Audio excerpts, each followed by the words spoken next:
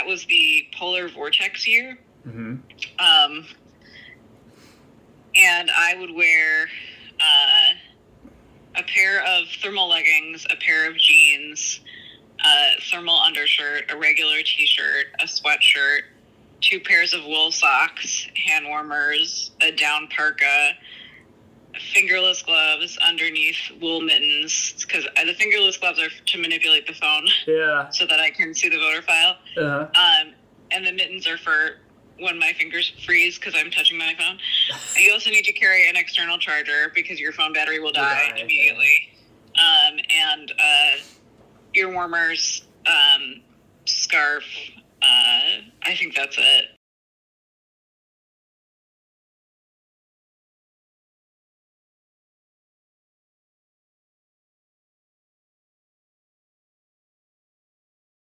They've endangered programs that are, in some cases, like the only program in the city of Chicago for that particular thing. Like, there's a program called InPower, which is a queer sex harm response program. Mm-hmm.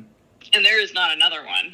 So they cut that program down to 1 staff member. So if you want a queer-focused, like, program if you've experienced sexual harm and you need to go to a program and you want it to have this queer focus, then there isn't an alternative for you to go to now. It's really just down to one individual, which to me is like, you're cutting off entire services from the queer community.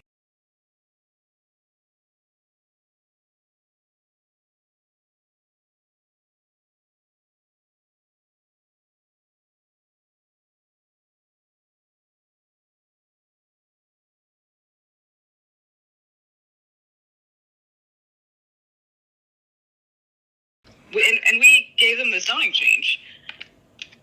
So to me, that's like, well, in good faith, we were like, hey, we're going to hurt the property values of some residents doing this because we're building a tall structure in front of a structure that already exists. But we feel like, for this mission statement and this cause, it's worth it. And this would be a good asset to have in the community. And now I'm like, well, should we have done that? Ooh, honestly, like I waffle a little bit because the pandemic was hard for everybody, and I was like, do I really want to go through this again? It's taxing on the candidate in a lot of ways. I mean, it's definitely like emotionally taxing, and then it's also a financial burden, and it's can negatively impact your relationships with family and friends because you are not going to be as available as you normally would be. And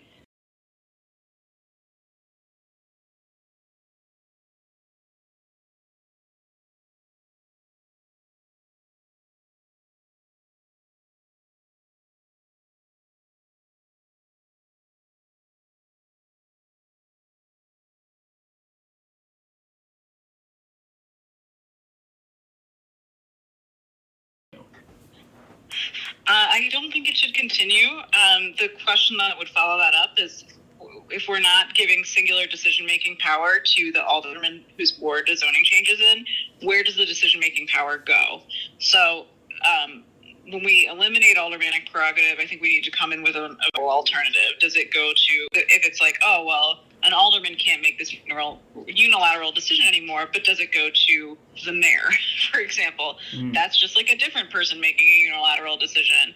Does it go to the full city council? It kind of does now.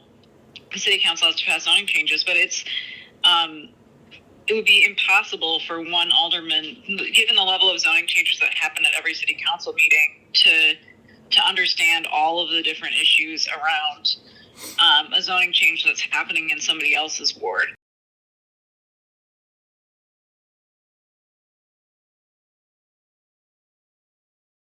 The housing that we're offering is not adequate to meet their needs. So a lot of times they're offered this shelter called Pacific Garden Mission. It's on the south side. There's a religious obligation associated with it.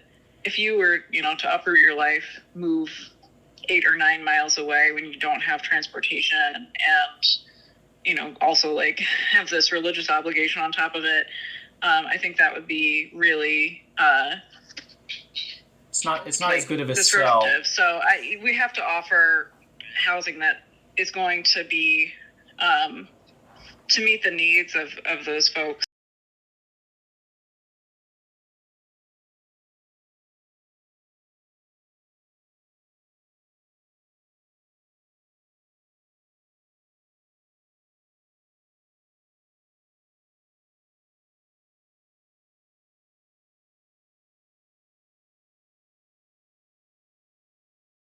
We've been trying to drive up the population for quite some time. It's got just over 100 students right now, and the capacity is something like 900.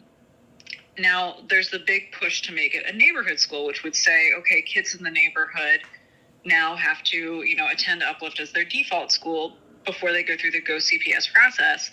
Right now, students in the 46 ward are primarily zoned to go to Senn High School, which is kind of far away. Honestly, it's like at Ridge and Ashland. It's wild. But Senn is a very high performing school. So I have a problem with conversion to a neighborhood school in an immediate sense, because we'd basically be taking kids from our neighborhood and saying, actually, you have to go to an underperforming school so the school can get more resources and improving quality. And that's the wrong order. We should be saying, okay, what can we do to make the school improve in quality to make it attractive enough to be our neighborhood school, versus let's put students there and put the responsibility onto the students.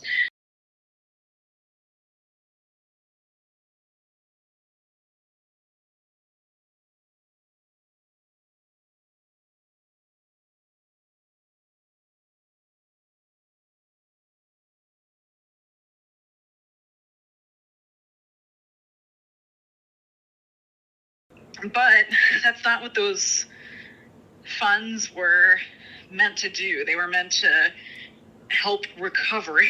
We've seen the damage that's not been corrected in terms of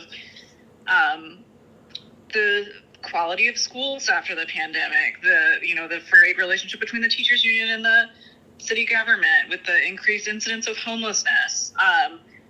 These sorts of issues have not been resolved, and that's really what the ARPA money was for.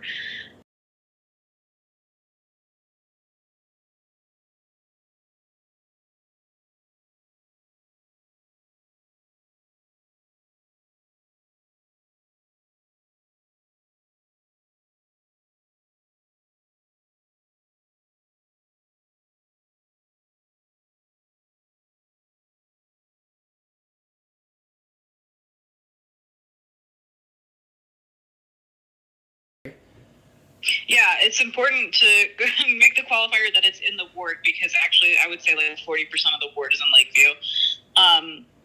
So anything south of Irving Park Road is going to be Lakeview. Lakeview, especially along the lakefront, I think tends to tend a little bit older in population.